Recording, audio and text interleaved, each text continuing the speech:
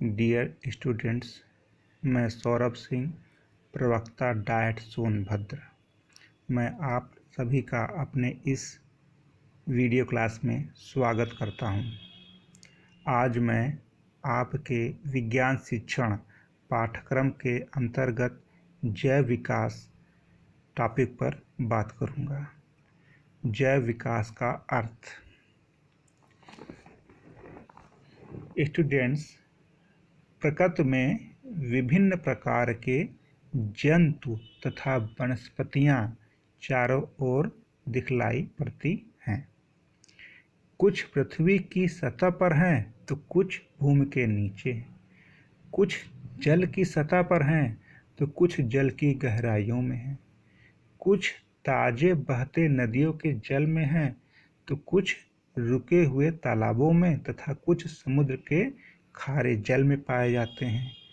कुछ जंतु वृक्षों पर रहते हैं तो कुछ वायुमंडल में उड़ते फिरते हैं। कुछ जंतु इतने सूक्ष्म हैं उन्हें देखने के लिए सूक्ष्मदर्शी की आवश्यकता पड़ती है, तो कुछ बहुत ही विशालकाय हैं। ऐसे भी जंतु और पौधे हैं जो मरुस्थल के तपते रेतीले मैदानों में रहते हैं और कुछ पहाड़ों की चोटियों पर जमी बर्फ पर ही पाए जाते हैं। इसे ही हम जीव जगत की विविधता कहते हैं।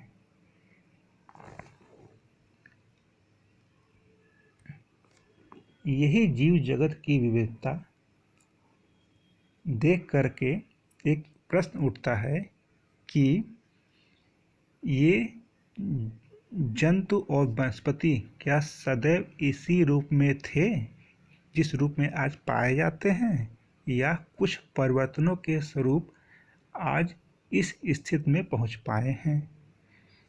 ये भी प्रश्न उठता है कि कुछ विशेष जंतु और वनस्पतियां कुछ विशेष स्थानों पर ही पाए जाते हैं।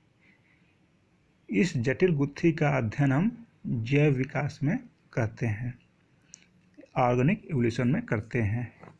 जैव विकास के अनुसार यह माना जाता है कि सभी जीव जातियां पहले सरल रचना की थीं, जिनसे धीरे धीरे परिवर्तनों के कारण जटिलतम जातियां बनना आरंभ हुईं। यह परिवर्तन वातावरण तथा परिस्थिति के परिवर्तन के कारण होते हैं। जैव विकास आरंभ होते समय सबसे पहले सरलतम जीव की उत्पत्ति हुई। फिर ये सरल जीव धीमी गति से होने वाले क्रमिक परिवर्तनों के फलस्वरूप जटिल एवं उच्च कोटि के प्राणियों में बदलते गए। अतः जटिल प्राणियों का विकास सरल और साधारण प्राणियों से हुआ है। जीव और जंतु और पौधों में होने वाला यह क्रमिक परिवर्तन ही जैव विकास यानी कि ऑर्गेनिक इवोल्यूशन कहलाता है। या हम कह सकते हैं कि जैव विकास धीमी गति से होने वाला क्रमिक परिवर्तन है, जिसके फलस्वरूप पूर्व काल के सरल संरचना युक्त जीवों से आधुनिक काल के जटिल एवं उच्च कोटि के जीव विकसित हुए हैं। अब हम बात करेंगे प्रकृति में विविधता, प्रकृति की विविधता में क्रमबद्धता।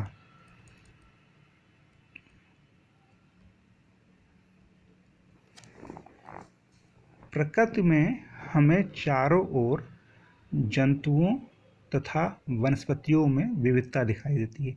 जैसा कि हमने अभी देखा, उनके रहन सहन, उनके लक्षणों में विविधता पाई जाती है। किंतु इसी विविधता में एक व्यवस्था क्रम या समानता पाई जाती है। इसमें क्या है, एक क्रमबद्धता है या समानता है। जैसे चाहे जंतु एक कोश की अमीबा हो, पैरामीशियम हो या बहुकोशिकीय जंतु जैसे मानव हो या कॉकरोच हो या बैल हो, घोड़ा हो, मनुष्य हो, इन सब में कुछ न कुछ समानताएं अवश्य होती हैं। इसी प्रकार पौधों में भी एक कोशिकीय कवक यानी कि फंजाई तथा शैवाल से लेकर के बहुकोशिकीय फर्न के पौधे या आवृतबीजी पौधे तथा वृक्षों में समानताएं पाई जाती हैं, जो कि निम्न है। यानी कि हम देख रहे हैं कि हमारे प्रकृति में जितने भी जीव जंतु हैं और पौधे हैं, उनमें पर्याप्त विविधता है, परंतु उन सभी में कुछ न कुछ समानता अवश्य पाई जाती है। वो समानताएं क्या है, इसके बारे में हम चर्चा करेंगे। सबसे पहले समानता ये होती है कि सभी सजीव वस्तुएं प्रोटोप्लाज्म नामक जीवद्रव्य की बनी होती हैं। हम जानते हैं कि सभी जीवधारियों का शरीर कोशिकाओं से बना होता है। कोशिकाएं के अंदर एक जीवित पदार्थ प्रोटोप्लाज्म पाया जाता है। सभी जीव जातियों के शरीर की कोशिकाएं मिलकर के ऊतक का निर्माण करती हैं तथा ऊतक मिलकर के अंग बनाते हैं।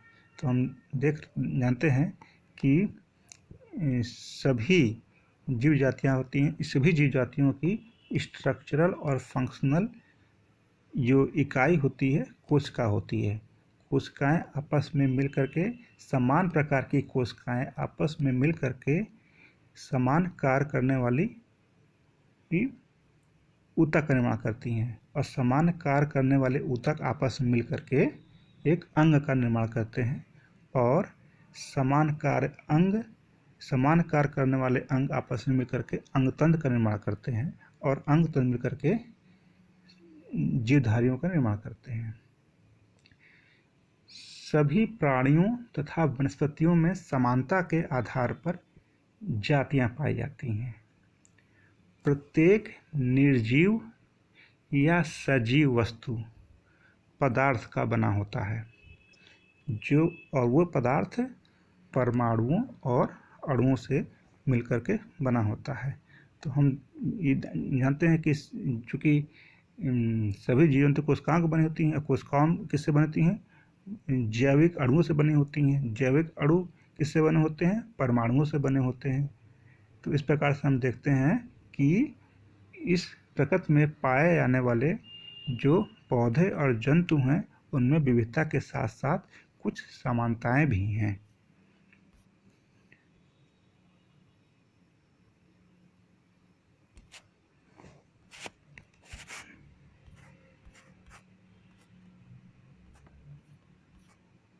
इस प्रकार से हम देखते हैं कि विभिन्न प्रकार के जंतुओं तथा पौधों में विविधता पाई जाती है, परंतु फिर भी कुछ लक्षणों में जंतु तथा पौधे एक दूसरे से समानता रखते हैं।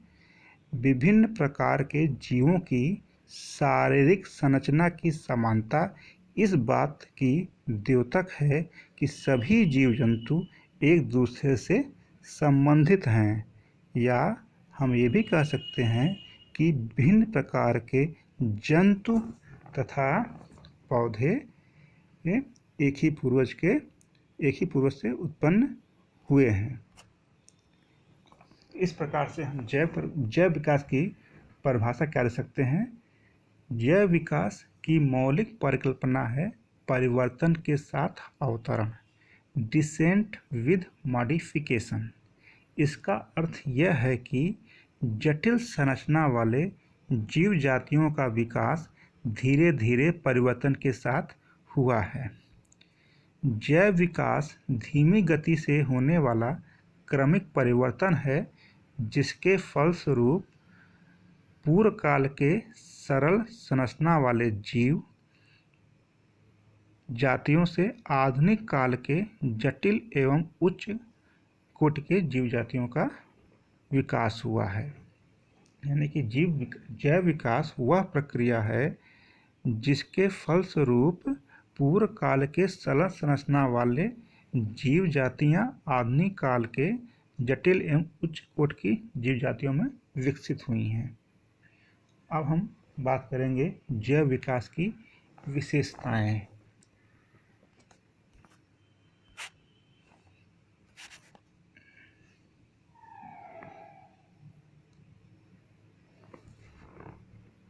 सबसे पहली विशेषता ये है कि वातावरण की परिस्थितियां सदैव बदलती रहती हैं, कभी भी स्थायी रूप में एक जैसी नहीं होती हैं। ये जो हम बात कर रहे हैं वातावरण की परिस्थितियां 1 साल 2 साल के लिए परिवर्तन की बात नहीं कर रहे हैं। ये लंबे समय तक जब उनका परिवर्तन होता है तो लंबे समय तक परिवर्तन होता रहता है। जैसे किसी जगह पे बहुत ठंड पड़ती हो और धीरे धीरे वहाँ पे बहुत ही गर्मी पड़ने लगे। ये 1 साल 2 साल के नहीं, कम से कम हजारों साल के लिए जब परिवर्तन होगा तो ये परिवर्तन जैव विकास के लिए उत्तरदायी होता है। समय के साथ जीव जंतुओं में परिवर्तन होते गए। यह परिवर्तन भी बदलते वातावरण के कारण हुए। इन परिवर्तनों के फलस्वरूप सरल रचना वाले जीवों से जटिल रचना वाले जीव बने। अतः जीव जातियां भी परिवर्तनशील एवं अस्थायी हैं तथा विशिष्टीकरण द्वारा जीवों का शरीर बन जाता है। इसका मतलब ये नहीं है कि जैव विकास के फलस्वरूप जो जीव जातियां बन गई हैं वो स्थायी नहीं है, फिर उनका क्या होगा, परिवर्तन होगा। आज जो पूर्व काल की जीव जातियां परिवर्तित होकर के आज की जीव जाति बनी हैं, कुछ समय बाद आज की जीव जातियां कुछ नई जीव जातियों में परिवर्तित हो जाएंगी। जीव जातियों में होने वाले परिवर्तन अनवरत प्रक्रिया के रूप में हमेशा होते रहते हैं। यानी कि जीव जातियों में जो परिवर्तन होता है हमेशा होता रहता है और ये आज भी हो रहा है और आगे भी होता रहेगा। पुराने जीवों से नए जीवों की उत्पत्ति बहुत धीमी गति से होने वाली एक जटिल प्रक्रिया है। अतः एक जाति से दूसरी जाति के बनने में हजारों वर्ष लग जाते हैं।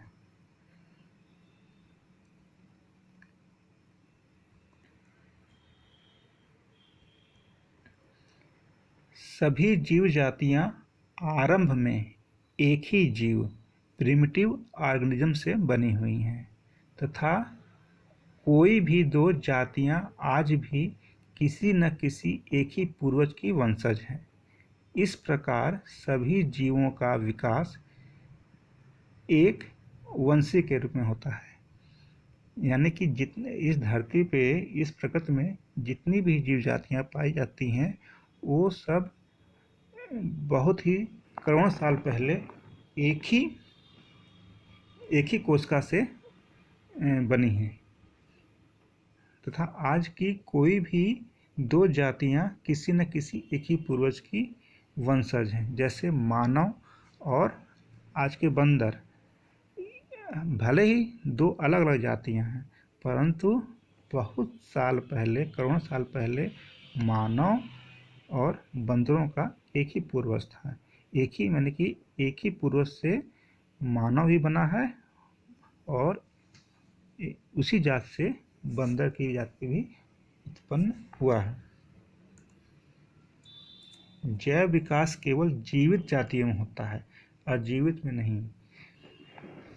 अजीवित वस्तुओं में बाहर से परिवर्तन हो सकता है, स्वतः परिवर्तन संभव नहीं होता है। अतः अजीवित वस्तुओं के आकार व रूप में परिवर्तन नहीं है, इसलिए जड़ वस्तुओं के आकार व रूप में परिवर्तन को विकास की संज्ञा नहीं दी जा सकती है।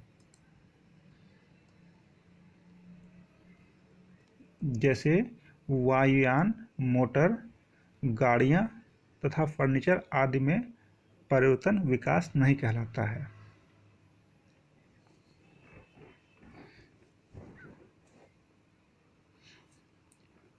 तो आज हम अपनी चर्चा यहीं पे ख़त्म करते हैं। तो इस प्रकार आज हमने देखा कि जीव जातियों का विकास सरल पूर्वजों से क्रमशः धीरे धीरे हुआ है, किंतु धीरे धीरे लगातार होने वाली किंतु यह धीरे धीरे लगातार होने वाली प्रक्रिया है। जैव विकास की प्रक्रिया को समझने के लिए विभिन्न वैज्ञानिकों ने समय समय पर अपने सिद्धांत प्रस्तुत किए हैं।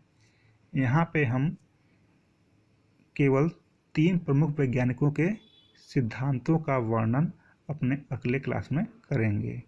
लैमार्क, डार्विन तथा ह्यूगो डी व्रीज के जैव विकास के सिद्धांतों के बारे में अगली क्लास में हम चर्चा करेंगे।